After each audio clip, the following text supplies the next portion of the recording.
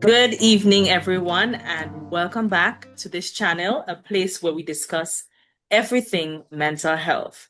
I am your host, Neela Phillip, a licensed clinical community psychologist, and today we're continuing the conversation around the topic mental health and its challenges through the eyes of Caribbean men and the health practitioners that serve them. Do stay with us, and we'll be right back.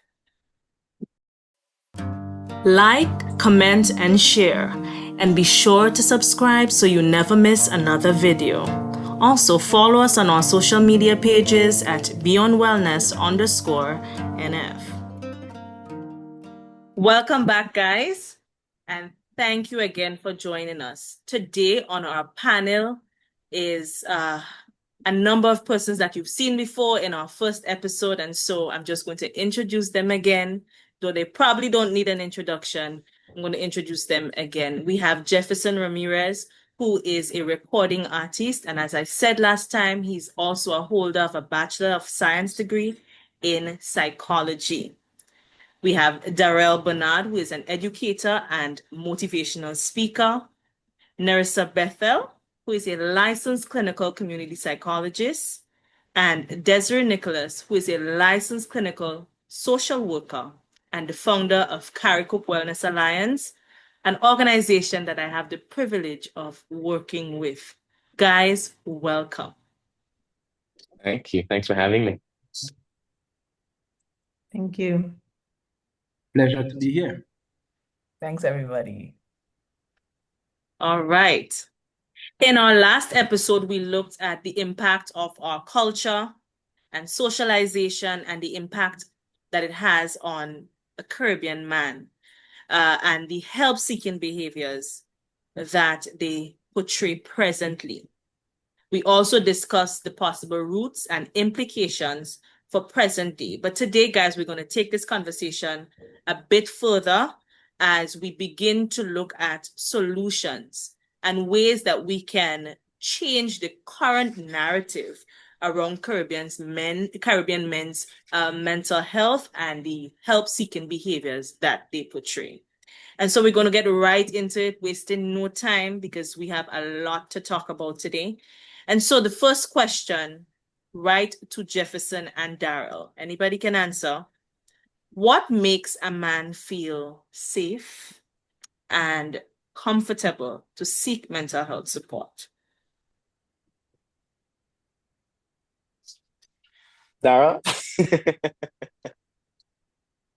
love to hear him speak. Go to, bro. Yeah, wonderful question. What makes a man feel safe and comfortable to seek mental health support? It's an interesting question, and it's a question that leads us out, will bring us back to the foundation of the discussion and to all the causes that we would have discussed prior to this conversation. No, as a man, feeling safe is not just hearing, right? Feeling safe is not just hearing. We usually depend on that environment whereby we can come and be assured, right? Whether we can come and be positive that whenever we express that vulnerability, it would not be used against us. It would not be used as a weapon to weaken us. Because I have had instances, even in my quote-unquote relationship, where I would have more or less expressed one or two sensitive things to my partner, and she would in that moment sympathize, in that moment empathize, in that moment make me feel as though, all right then, it's okay, you can talk to me, come, we need that, we need to hear that, you need to be heard, you need to be valued. And then maybe 2 or 3 conversations after, when we are all good and I'm strong and I'm being the man now, she would say to me, yeah, you're man now, eh? You remember when you were being a little vulnerable, when you were being a little soft, when you were being a little girly, quote unquote, in the past, right? So I think one of the things that we need to feel, we need to know, we need the assurance that this would not be used against us, and this would not get us to feel as though our expression, whereas it should be express for help, it's being used against us as some form of weapon in the future. And I think that is where society needs to ensure that that trust is built, that we understand that mental health is a sensitive thing, and man expressing themselves or men expressing themselves is something that should be cherished, something that should be valued, and it's not something that should be making man feel not in the moment, but after, as though that what they would have done is wrong, or that being putting yourself in that vulnerable state was right in the moment you are doing it. But when you are trying to more or less be that masculine figure, no, they are trying to use your being in that vulnerable space to tell you that no, okay then, it's not okay to be vulnerable then and try to be that masculine figure now. So this is one thing that definitely would work for me, and I know I've heard it from many other male individuals as well, that they would not, they choose not to, because what they would have done in the past, it was used against them. Yeah, so this is from me, from experience. Okay. Before I say anything, Jefferson, tell us what about this question. Well, adding to his point, it's just a place where we can feel heard and listened to, and as he said, like pointedly, like don't use it as ammunition in the future, because then that kills the moment of me being vulnerable, kills the moment of me coming clean and being like, this is what I'm really feeling. So you would never do it again if it's used as ammo. Never, ever. But creating a space where, you can be heard. And I think that's part of the reason why a lot of men flock to Run Shop. Because you can talk about anything. Like there might be some limit to what you can talk about in terms of what's personal or so, but most men, like when they drink together, they just talk about what's on their mind. They just talk about their feelings, and it's in the moment, it's like, and even then there's, as I said, some limit in terms of the personal stuff, but just creating a space where we can feel heard and seen and understood, and not to be heard or seen and understood just to be heard and seen and understood, just to be, so that we can find some kind of maybe solace in whoever's listening, or comfort to actually speak more, comfort to kind of open up a little bit more, so that we don't go home with stress, we don't go to work with other kind of issues or personal issues that is bombarding our minds. But I think when you talk about safe space, it's most times in my head what comes to mind is complete and total safety, like from ridicule, from people crossing your boundaries, from just all of that negative stuff. Just a space where you can say anything that's on your mind. Like I'm rambling, sorry, but Vibes Cartel just did this thing. I don't know if I mentioned this before, but he talked about, bro, who do I talk to? Who can I talk to about my personal life? Who can I tell? Like my bridges, do we talk about that? Is that a real thing? So in a way, and it's good that we're noticing mental health month, and putting some attention on that, because we want it, we need it, we understand that it is necessary now. Thank you, guys. I really appreciate those points. And just to sum up what the both of you said, feeling safe for a man means knowing or having some assurance that what you mention is not going to be used against you in the future, is not going to become ammunition or be weaponized, right? And I guess you guys, from the perspective that you're giving, you're talking about not just speaking to a mental health practitioner, but speaking to somebody that you believe that you could trust. Because in our last conversation, I did mention that every man probably doesn't need to go to therapy, but can open up to somebody that they trust, right? But I want to also add here, when the both of you spoke, I got excited. You know why? Because I know that there are so many ethically sound professionals who can provide exactly what you just mentioned, exactly what you're looking for, a space where there's no judgment. You know that your information is not going to be used against you. You know that it's not going to be weaponized, but it's going to be used to help you, especially because the individuals or the practitioners, the mental health professionals, therapists, who you'd be working with if you choose to do therapy can be objective. They are not emotionally involved in your life. And so they can be objective. You know that your information is safe. And I may not be able to speak for everyone in this fraternity, but I know so many individuals that can be recommended, and I can put my neck on the block, as we like to say, for them, knowing that the kind of support that you just talk about needing is available and can be provided for you. And so that makes me excited, because it means that we have a solution here. You have support that can be given to you, where your information won't be weaponized, where the information will not be used against you, where there won't be any judgment, where safety is not just a place, especially because we have online therapy now. It's not necessarily just a space, but the environment that is created between you and this therapist with the alliance that is being formed. Right? So I'm really excited about that. Desiree and Nerissa, do you want to add anything here before we move forward?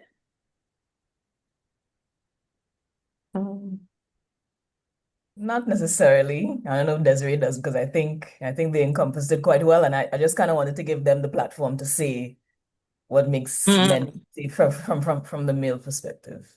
Awesome. Yeah, I really wanted to add in here in listening to what, especially what Daryl said, of shortcomings being thrown in your face. I think sometimes the barrier to men seeking help is that we kind of broad brush people. So if we have an experience with one person or a few people, we assume that this is just how people are and this is how people are going to respond. And that makes it difficult sometimes to know who to trust, right? And I'm so glad that Neela would have mentioned, if you go to speak to a mental health professional, you can expect that that environment is going to be safe, because we're trained to provide that safety and confidentiality for you. And that's something that needs to be reiterated, because there's a difference between talking to a mental health practitioner versus talking to someone who the problem that you might be bringing to them is they might be part of the problem. Right? So they're not going to have an unbiased opinion. And sometimes that is the barrier. And that is why going to therapy is a safer alternative for opening up. Yeah. Thank you guys for that point. Thank you, Desiree, for adding that. Well said. And so another question to you guys, especially to Jeverson and Daryl, because I'm now talking on behalf of all of us as therapists, as mental health practitioners in this space. We really want to know, what have we done that continue to perpetuate the cycle of poor help-seeking behaviors among our men? We're not perfect. The institution isn't perfect. It's growing, it's developing, it's changing, and we need your voices to make valuable changes so that we can reach you. What have we done that continue to perpetuate the cycle, especially for Caribbean men? Let's take it home. I think it's the reverse of what we were just talking about. Like those same things. That space that is very toxic, that you open up to, and then it's used as ammo on you. That listening ear just to have ammunition, or that listening ear, as our friend said, that it's part of the problem. But I think those are the things that perpetuate it. And I mean, the continuation of masculinity norms, because Daryl said, like, we try to be this masculine man, and then it is gunned down by a moment of you being vulnerable. So then that thing almost like has that macho-ness tends to have less of an impact, I want to say, or it doesn't feel like you want it to feel. or that you know it should feel. I hope I'm making sense.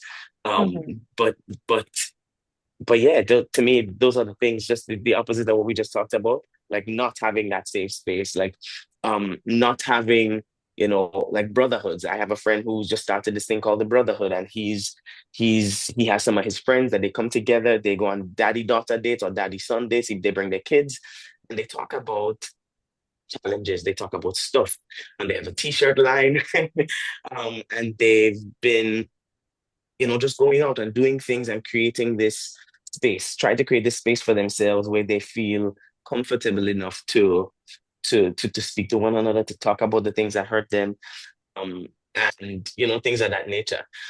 So just we don't see many of those popping up, and I think as maybe psychologists or mental health practitioners, we should encourage some of those, um, encourage some of those brotherhoods, that we can kind of be ourselves. I mean, it could be group therapy sessions, with just men, and they get to come and talk about what's going on, like what's happening, and then there's somebody there to kind of help them, and then they get to feel like, oh well, we're not alone in this. There's other people who feel the same way, other people who are going through the same thing, and I know if I speak in here, like this is like, oh, this is a really, really safe space. So the absence of those things, I think, perpetuates the cycle. Yeah. Thank you, Jefferson. We're taking note. We're taking note of all the things that you're saying. And Jefferson, oh, sorry. Daryl, so sorry, you wanted to say something? no, No, no, I no. think, You I can think go. Daryl did. Go ahead, Daryl. Oh, I wanted to be certain. When you say we, are you speaking from a societal standpoint, or are you speaking from the professional standpoint? I'm speaking from the lens of a professional.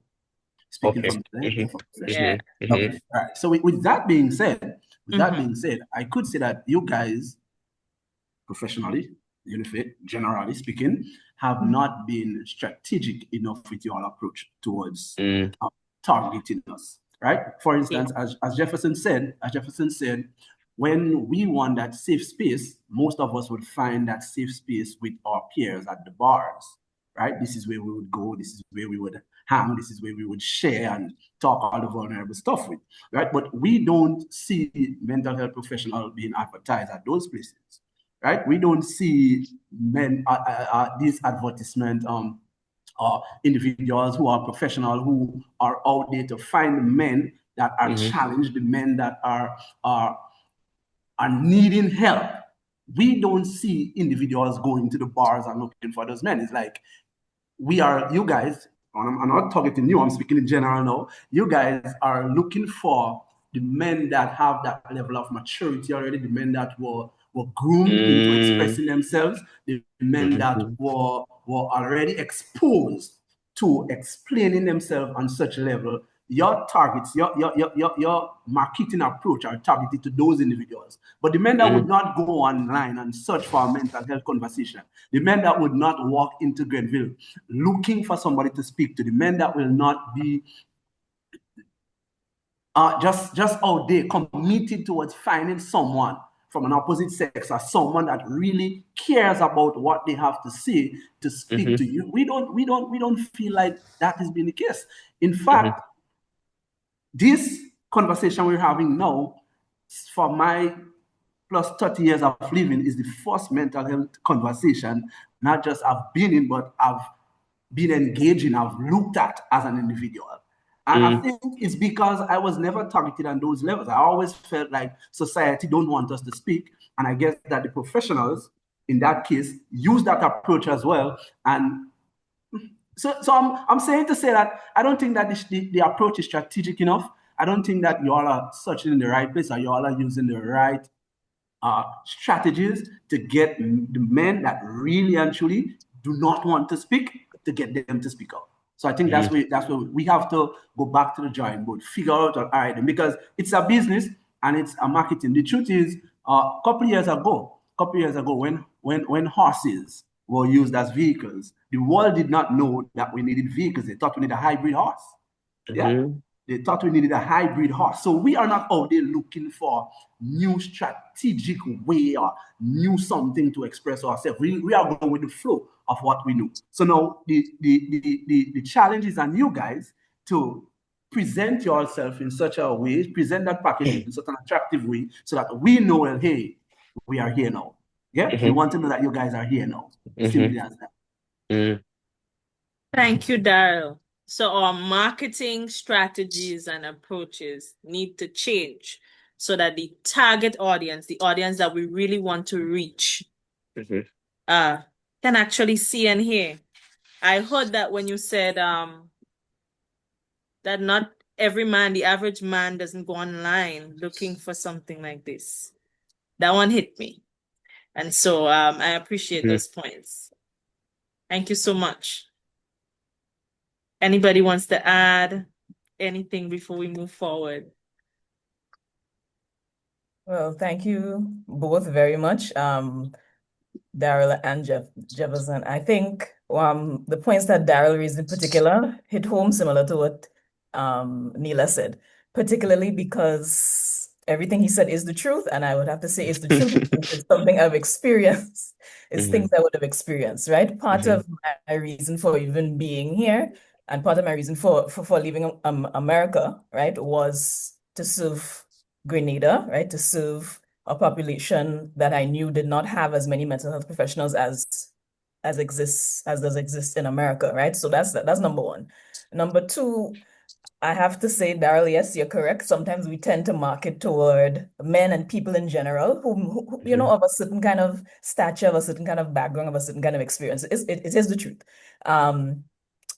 Now, where I work, right, the facility and the organization I work with targets the group that you specifically highlight, right? This idea of the average man, the average person, particularly vulnerable communities. And let me tell you, it's not easy at all, right? The struggle becomes reception, whether the persons are willing to receive it, going through, just like what you said, the strategies and the different approaches to say, hey, you know, come, we're here, listen to us, we're willing to hear you out. That becomes the next challenge. But believe me when I say I hear you both out, and everything you raised is completely valid. I think another issue as mental health professionals is that sometimes we kind of assume a position of authority, right? We sometimes we may think, oh, yeah, you know, we understand you, we get it, we know it all. And what that does now is that creates a bit of a barrier between a man or a person, a client's willingness to come forward. Because if we're standing there as the all-knowing person, yep, why would the person want to approach? Because if Narissa knows everything I'm about to say or can diagnose everything I'm about to share, what's the point in coming to you, right? So I think it's very important for us to always assume a position of humanness, right? And recognizing that although we have the skills, although we have the experience, although we've been trained, at the end of the day, we are human. And I think that's what will bring home and allow a lot more men to come to us, a lot more clients in general, particularly our marginalized communities, our average men, our average women, our everyday people on the street, right? Just recognizing that although I have the experience, it does not mean I don't know your experience more than you. I don't know you more than you know yourself. And recognizing that that's what is most critical. I think if we as mental health professionals assume that position and take that focus, we could do amazing things. It's not always about, you know, having the certificates and the qualifications are wonderful. I wholeheartedly agree. But sometimes a person just wants somebody to sit with and be with. And I think there's great value in that. Well said, Narissa. More of a person-centered approach is needed. And as I like to say to clients, sometimes in the consultation or in the intake session, you're the expert on your life. I only met you a couple hours ago. Yeah. And so using that approach does help, is really helpful in getting clients to see that I know that I'm not the expert on your life. I may be an expert on certain things, right? But when it comes to you, hearing you out and, you know, leveling with you is extremely important. All right. So as much as I really, the points that you guys just mentioned resonates with me. I want us to just pay attention a little bit to what research has found. So many researchers, including Noor and Zimmerman, who did a study in 2005, what they found is that help-seeking behaviors are based on interpersonal factors. So not necessarily us advertising and going out there and changing the strategy and all of that. They believe that it's intrinsic.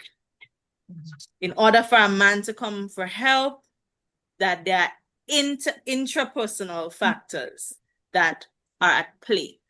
And so before I hear from Jeverson and Daryl, I'd love to hear what Nerissa and Desiree, think about this particular research perspective. So when I hear that it's based on interpersonal factors, it means it's person to person, right? It depends on how someone was raised, how they were socialized, right? So when I think about that, I think about even back to the last question of how do we perpetuate it? And I was listening to what Nerissa was saying about, underserved communities sometimes are very hard to reach because there's just this barrier and it's hard to connect because one is the authority figure is perceived to be, and the other is like, well, you know it all, I don't want to talk to you. And the way I see Jeverson and Daryl is you're both bridges, right? Like you are a bridge to the men who may not go out there and look for it, because you're saying, Daryl, that this is the first time you're having this conversation, right? Being invited to a panel to talk about this, and this is a great opportunity for you to know, use that, because just some people knowing you and seeing you on this, they're gonna be like, oh, they might ask you a question about it, or they might not. But when someone does bring something to you, you may now be able to recognize certain things and say, you know what, I have someone I could refer you to. Just check her out, or check this person out, right? They're trained to do that. So because the truth is that men listen to men. They do, right? And so it's really important that, the average man who is exposed to people like us or to platforms like this see themselves as a bridge to bring other men to the side of help seeking. Yeah. You are bridges. I love that. Nerissa? I Over. totally wholeheartedly agree with what Desiree shared. I think what's important, right, is that yes, intrapersonal factors are critical, right? The person's beliefs, their attitudes, their motivations, their cognitions, all these things do not exist in a vacuum. We have to recognize these things don't exist in a vacuum. So as much as intrapersonal factors are important, the fact of the matter is that those same factors are shaped by the extrinsic factors. They're shaped by cultural norms. They're shaped by whether or not the person has access to resources. They're shaped by social and environmental barriers. They're shaped by history, like we spoke about in our last discussion. So yes, intrapersonal factors are important, but they don't exist in isolation. So truth be told, both factors to me go pretty much hand in hand. Mm-hmm. Awesome. That's Yep. my perspective as well. I honestly and wholeheartedly believe that they go hand in hand. And I think that you guys kind of ventured into the next question that I wanted to ask, which is what are barriers that exist to addressing mental health challenges among our men? Nerissa and Desiree both kind of touched on it already, but I want to hear if you have any other thing that you want to add to that. So that question is to the both of you. What barriers exist to addressing the mental health challenges among our men? Because we heard from Daryl, we heard from Jeverson. And so what are some of the things that are preventing us from doing all of the things that Daryl and Jeverson just mentioned? I think similar to what Desiree pointed out, there is an underrepresentation of like male mental health providers, right? To whom men can relate. I'm not downing on us as women in the field. I'm just saying that, as Desiree said, men listen to men. So there is a complete underrepresentation, particularly in Grenada. I know in Trinidad, the other islands, it may differ, but particularly in Grenada, it's a struggle. right? On an even wider scale, access to mental health resources for certain communities is a struggle, right? Stigma surrounding mental illness and mental disorders has been a struggle for quite some time. And then, of course, the assurance of confidentiality and anonymity. That's a big one that have heard people Yeah. express. We know that there are providers who are ethically sound, as Neela highlighted, but we also know on the other side, the other side very well does exist, as Jefferson and Daryl would have highlighted, unfortunately, right? Some other challenges, as Desiree would have highlighted, is this idea of the misuse of certain substances. This then becomes a kind of, if our men are leaning on that, how do we bring home the importance of, hey, come to therapy? Like, how do we bring that home? That becomes another challenge. Sometimes religious beliefs can prevent some men. It could be an encourager, or for some persons, it could be a discourager, depending on where the person stands on the spectrum. And as mental health professionals, I'm sure Neela can attest to this. When we were studying, when we were practicing, we learned that being of a particular faith, right? If we have hold a certain denomination, it doesn't mean that makes us any less of a psychologist, or not having a faith makes us any more of a psychologist, and vice versa, right? There's a way that we can blend the two. So yes, obviously a person is not going to come into a therapy session and we're gonna hand them a Bible. No, of course not.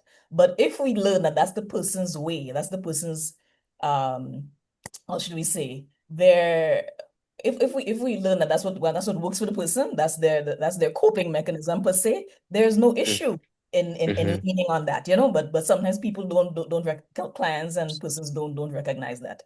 And of course, similar to what Daryl said, when all is said and done, and we look at Maslow's hierarchy of needs, for some men, they just can't, they have no time for that, no time or energy to talk about self-actualizing. Look, watch now, I trying to pay the bills, I have children to mind, I have a wife to feed, I have things to do. I don't have no time for self-actualization. I have not reached there yet, right? And that's where the vulnerable community and as Desiree highlighted, the underserved communities become a challenge. They're beautiful to work with, but it becomes a challenge because if they don't have those basic needs met and they're on that lower end of the triangle, we have to ensure we're meeting them where they're at. So even if they may not yet be ready to self-actualize in the formal sense, we meet them where they're at, right? We meet them in the barbershop, we meet them on the road, we talk to them wherever they're at, and we encourage them until better can be done. Yeah. Thank you, Narissa. I see light bulbs going off for Daryl as you're making these points. Daryl, you have anything to add on that? I mean, I just love the angle that she's taking, or that they're all taking, and just to just pitch in a little bit on the question as it relates to the research with the intrinsic value. I mean, when I heard that, I feel relief, and I said to myself, "Well, wow, there you have it. That's the solution." Because I mean, I'm an educator, I'm a motivational speaker, but my passion is in business, right? I'm a businessman. And as a business individual, as a business person, you don't sell to extrinsic value. You sell to the intrinsic value. You look for the things that would trigger them, the deepest things that would trigger them to want to buy. So you don't just show that product to the eyes. You show that product to the heart, to the soul, which is intrinsic, right? So if we as the practitioners, the professionals do understand, well, hey, these are the reasons why these individuals or these men are acting in such a way. How can we target them in such a way that would more or less influence them, motivate them to want to take a certain course of action? Because, hey, we understand the fundamental, we understand the basics, we understand what is the trigger. So we are 50% there. If we understand the trigger, then the work is halfway done, isn't it? So exactly. So while I do agree with the intrinsic value, I also want to add that is why I need to emphasize that I don't think enough is being done. Because we know what are those problems. We know the reason why men do not want to speak out. We know the reason why men have problems in speaking out. We know that they feel weaponized. We know that the society places that stigma on them, make them don't want to talk out. We know that they feel vulnerable, and vulnerability is not for them. So if that's the case, target those areas. I teach social studies. Social studies is about, we have a problem, figure out the cause, We know the effect, and then we do the solution. In order to get the solution, you target the causes, right? So 50%, the work is done. So that's why I was laughing, because I understood where they were coming from. Yeah. Thank you, Daryl. Our backs are broad. We could take it and we're going home with it, back to the office, and we're going to do the work. We're going to certainly do our best to make those changes because it's so important. You guys are so important, and we want you guys to know that. That's why we have platforms like these. That's why this topic even came to the forefront, and I have to give credit to Nerissa here for the idea of doing something during this month for men. We appreciate you guys, and we want you guys to know that we with you. We didn't have it all together yet with in terms of targeting the audience, but we want you to know that we're here with you. All right. And so I just want to move, kind of transition a little bit in terms of the line of questioning to ask this question to both Desiree and Nerissa, who have lived outside of Grenada, outside of the Caribbean, myself included. And so I want to hear from you guys. What's different? What's the same? What can we glean from your experience having lived outside of Grenada, having received, a different perspective? Are all men the same? Are there differences between our Caribbean men and men outside of the Caribbean? Do tell us.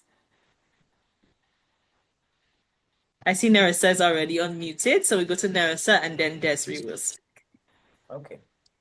So I would say I've observed a lot of overlaps, right, between African American men and Caribbean men in terms of their historical experiences and their willingness to seek help in America, particularly our Black men in marginalized communities, right? Because what we see is that our Black men in marginalized communities face a lot of systemic racism and discrimination.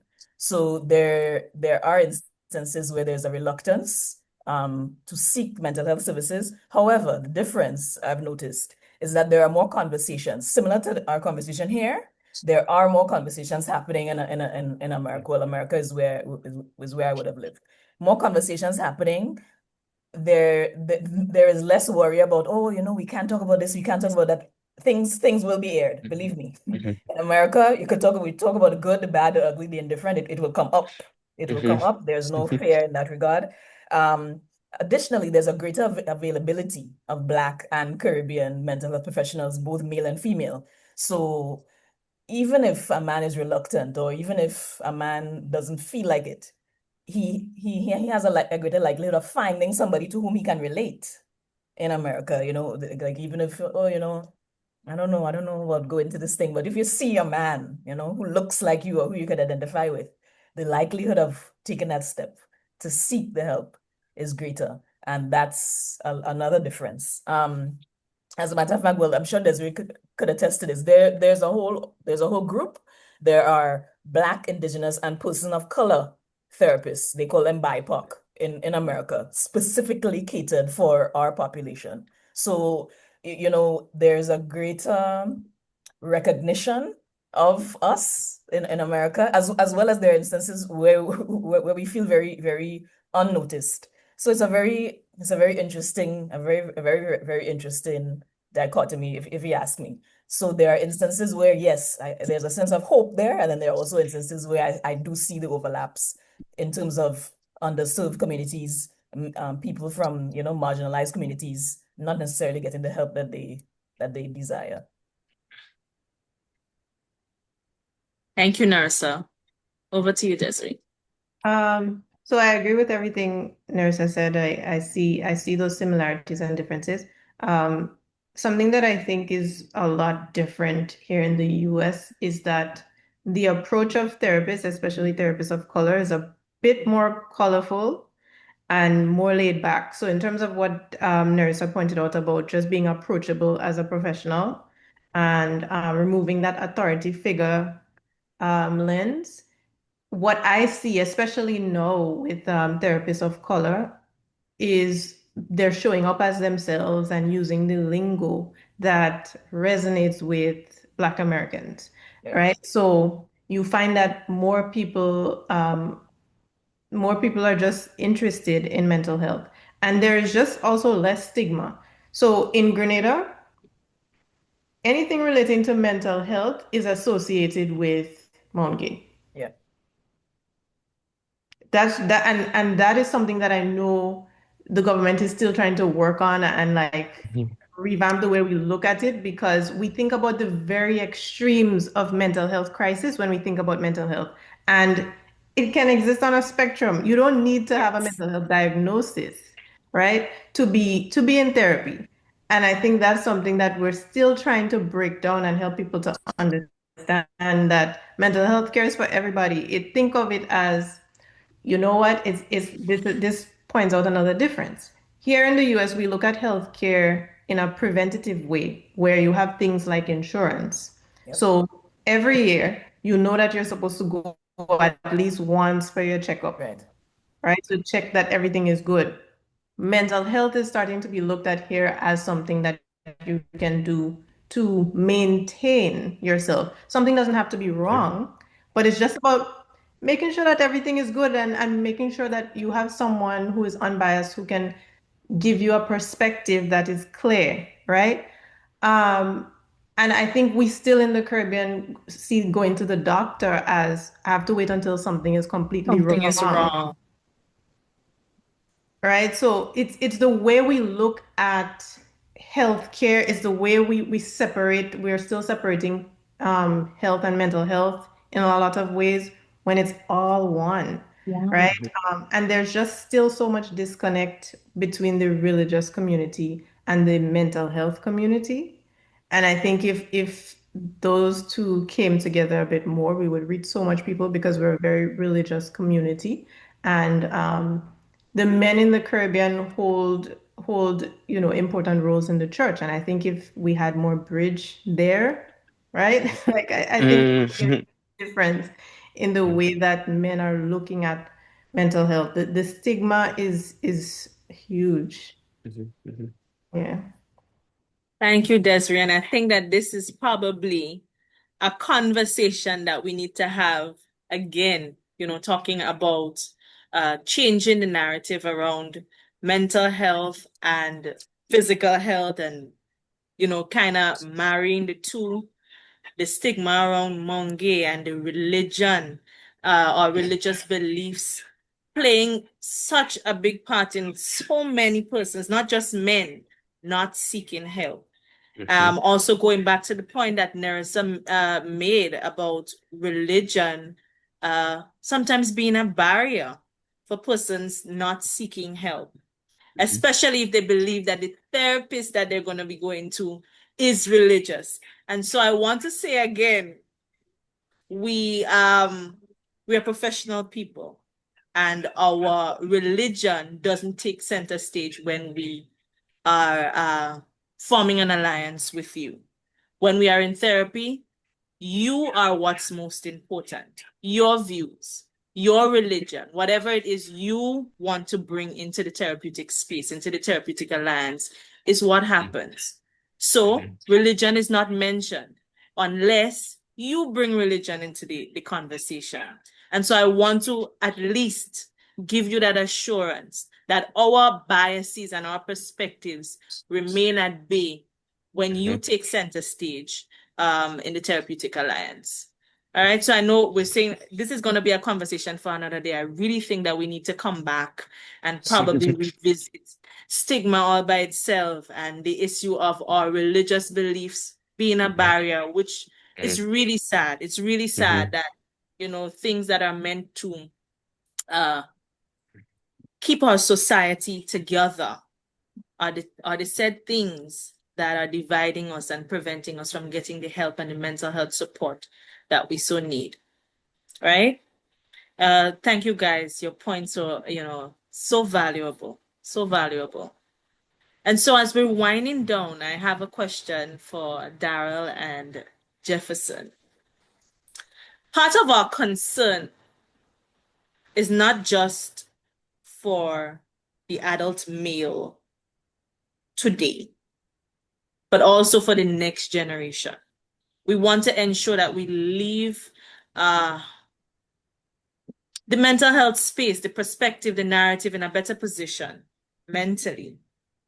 So as men, what can you do to ensure that the cycle of not seeking support improves? I'll jump in because I'm gonna roll out in a few. Um, I'm, I maybe sound like a broken record, but be the thing, be the bridge, be that bridge, as Narissa was saying. Not Narissa, Desiree was saying, be that bridge, be that bridge that, encourages other men to seek help. I've had therapy, I've done it. It was great. It was fun. I went in feeling one way and then I came out like she even told me, like, you're better. Like I can feel it. You're a lot better. And I was like, yeah, I'm a whole lot better. So I know what it feels like to, feel like you're down in a rut, feel like there's nobody you can talk to, feel like, there's like you don't have a space. But funny, I found a therapist. Um, I saw her before. I saw her in passing before. So there was some level of familiarity there. And like from the very first session, there was that, like I was comfortable. I was very comfortable and I was able to share and open up. And we did it for a year and it I came out feeling better. I felt so much better because I was able to just get it out. I was able to let it out to somebody who's was a trained air and could help me and ask me the right questions to get me to open up some more and just give me suggestions for things. And I go home, I work on it. I go away, I work on it, and I come back. But just one of the things, as you said, being a bridge, but also being an example. So I should talk about it more on my social media platforms. I should, encourage it more, like in every aspect of what I do. I'm an artist, but I'm also, I would say, in how I live my life now, I'm a mental health advocate. I practice meditation. I practice mindfulness. I go through the therapy thing. I read the books. I probably have one more self-help book left in me. But I'm, just trying to be the best that I can because I know where my mind was. I know where my head was at one point in time in my life. And I, felt like things were happening to me and I couldn't explain them. I didn't understand where to go. I didn't know who to talk to. I didn't know who to trust, especially when your trust has been betrayed or you've been betrayed. So it feels good. And I think that's what I can do. Just continue doing what I do, continue being an example so people can see me do what I'm doing. And if you see me in a great mood, if you see me, like elevating, if you see me elevated or you see me in this space, then tell yourself that I've done some work in the background Yeah. and, to become this kind of person or, to feel this free or feel this good about myself. And again, going back to the intrinsic extrinsic thing, I agree with Marissa. There's like they both play a role. They come together, and that's the reason why men of a certain caliber go to therapy. The men of a certain caliber are targeted by therapists because they have both that intrinsic and extrinsic thing. Their family understands it. Their immediate environment understands it. So then it's obviously going to become intrinsic, and they're going to find the help. So it is an inward and outward thing. And what we, in a way, I know we can only control our inward, but we can help shape the outward, shape the environment, help society understand like this is important. This is very important. So that when a man goes to therapy or he says he wants to go to therapy, he's not met with laughs. So he's not met with like, yo, what are you trying to do? Like, what do you think you are? Blah, blah, blah, blah, blah, blah. You're not manly. It is understood and accepted by their wider environment. So in my little world, I will encourage that. I will very much encourage that and continue to be the bridge. People see me all the time. I'm always on some kind of TV, something. So, if I can use my platform to share that message of, bro, it is okay to ask for help. I struggle with the same thing. And I have to be like, no, I have to ask. Closed mouths don't get fed. So you have to that's one of the things that you're born into the world just knowing how to do. Cry for help, ask for help. So I don't think that should change now. And I think that's what I will do in my Thank you, little world, Jefferson. Mhm, mhm. Jefferson, the artist, Jefferson, the advocate, Oh yeah. Jefferson, the one who went to therapy. Guys, you heard that? He went to therapy. And I must point out something that he said. He said my therapist gave suggestions. I want to say to all of you men, we ain't coming to therapy to dictate anything to you. We are not here to give you advice. We're here to help you find the answers that we believe that you already have. And so suggestions, that's what we give. We're not here to belittle you or to give advice or to tell you what to do, to tell you how to run your life. That's not therapy. And so I just want to use the opportunity to just dispel this myth before Daryl speaks. And I know that Daryl have a lot to say. I've been watching him, guys, and I could see him bubbling over there. Go ahead, Daryl. Sorry, before he goes, I Sure. just want to say thanks for having me on. I'm going to say goodbye now, but it was definitely a pleasure, and thanks for choosing me to be a part of this conversation. And as she said, I'm an advocate. I'm always in this mind frame. So thank you to the rest of the panelists. It was a pleasure meeting you and having this discussion with you. Maybe we could do it some other time. I'm down. Thank you. Thank you, Jefferson. Thanks for being here. Thank you for accepting the invitation. Your contributions were very valuable, and I know that there are men that are going to be looking on and gleaning from the things that you said. Thanks again. All right, as we continue the conversation, Daryl, I'd love to hear from you. How are you going to make a difference? What are you going to do? The truth is, I have like a million suggestions, right? A million things I wanted to do. But then in listening to Jefferson, I'm wondering if I should air them or if I should just give the support that Jefferson point really deserve and need. Because in experience, a few months ago, I was employed by the government of Grenada in a program that is called the Empower Program with a bunch of young men. And there was this topic that I was teaching, which is what makes a man, right? And somewhere along the discussion, the idea of vulnerability and expression and masculinity came about. And I asked the question, is it okay? I asked the class the question, because it was about 32 young men, within the ages of 18 to 31. And I asked the question, I said, is it okay for men to speak out and to be emotional and be vulnerable? I asked the class that question. And 100% of the class said no. As a man, we should not. Right?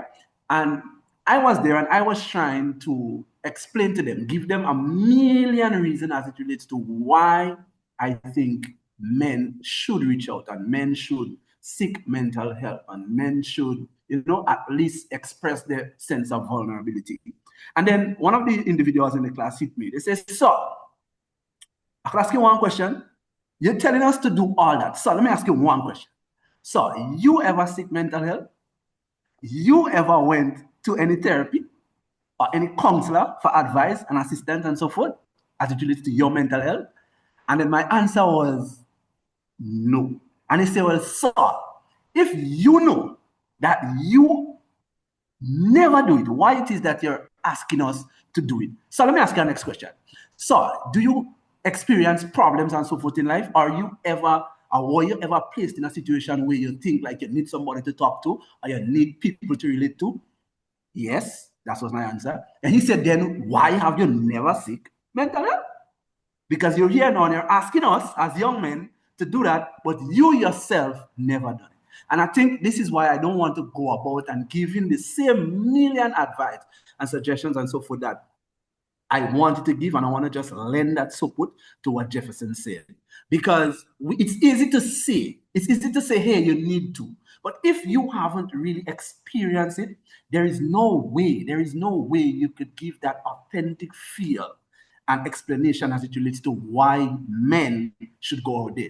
I might be here and I might sound all intelligent and so forth, but I don't believe I would ever be able to share that experience or to have a discussion as in depth as Jefferson would, simply because he would have had that experience, simply because he would have been in that space, simply because he understood what it takes, he understood how the process goes, right? So I think if we, as men, really want to reach out, the first thing we need to do is look into the mirror and say, hey, before I tell other men to do that, I'm going to do it myself. I'm going to understand it myself. I'm going to get familiar with the process myself. And then I would then go and do the other steps, which is give a bunch of reasons as it relates to why. But I'm giving it, and I'm giving it with sophisticated, with backup. I'm giving it with evidence as it relates to why it works. Because I am an example. As Jeverson would say, I am an advocate. Yeah? So I think this is what I would suggest. Just go out there and experience it. Talk to seek that medical help, that assistance. And as Desiree said, we usually associate the whole idea of mental health with money, which is something very bad. Right? So we need to break that cycle. As a man, reach out. I have some friends, and I have one friend in particular that shocked me a few months ago. I was just there, and usually I would be the one that would check up and check up and check up. And that individual would say, "Hey, what's up? You're good?" And I say, "Yeah, I just did easy." And he said, "Nah." He said, "Nah." He said, "You're good?" I said, "What do you mean?" Yeah, I tell her, "They easy." He said, "Nah." He said, "I'm asking if you're really good. How is life? How are you?" And then hit it. How is your mental health at this point? How is your mind? How are you feeling mentally? And as males, we need to do that with our male friends as well, right? We usually try to have that toughness and we're quick to go for the tough discussion. But when that vulnerability steps in, we try to avoid those things. So we need to forget that and just be that support for our peers and experience it. And then we'll be able to share and give advice and motivate and influence others to participate in that experience as well. Yeah. Thank you, Daryl. Thank you so much. As we're wrapping up, guys, I want to give both Nerissa and Desiree the opportunity to say anything, that's laid upon their heart to say before we leave, before this conversation, comes to a close for today. And so, guys, the floor is open. Well, I just want to say thank you so much for having me on the panel. It comes up, so CARICOP has been in existence now for 4 years, right? February of this year made us 4 years, and it has come up throughout the time that we've been serving clients in the Caribbean. Where are the men, right? Where are the men? We have a psychologist on our team, that's Terry Sylvester, who's like, I need some male clients. I want to work with the men. And Daryl, you gave such engaging guidance on the marketing, and I really appreciated that. One of the things that Terry would have shared in one of her videos recently was we want men to open up, but do we create the space, right? And so Daryl, what you were just saying about actually checking in and asking, no, really, how are you doing? That kind of conversation opens up the space, right? To encourage men to really think about how they're doing and not just go through the motions, right? So it's in these little ways we can start to normalize that the fact that our vulnerability is not weakness, right? It takes a lot of strength to share the things that you're going through.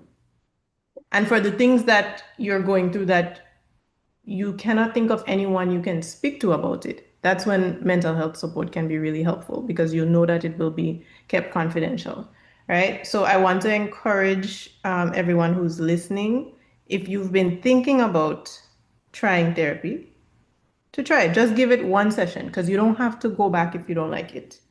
Give it one session and see how it goes. Try something new.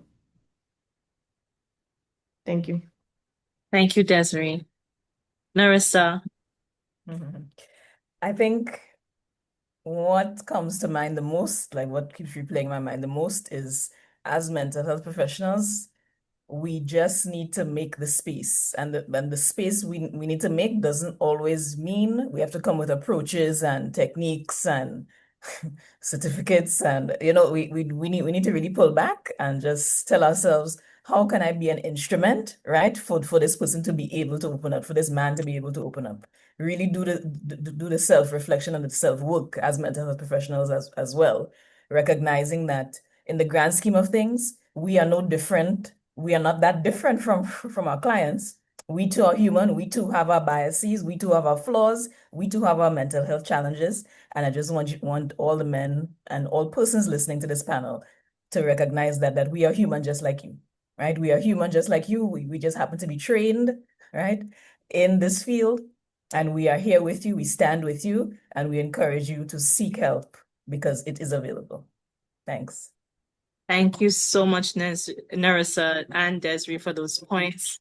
Really, really do appreciate your perspectives and the richness that you've brought to this discussion today.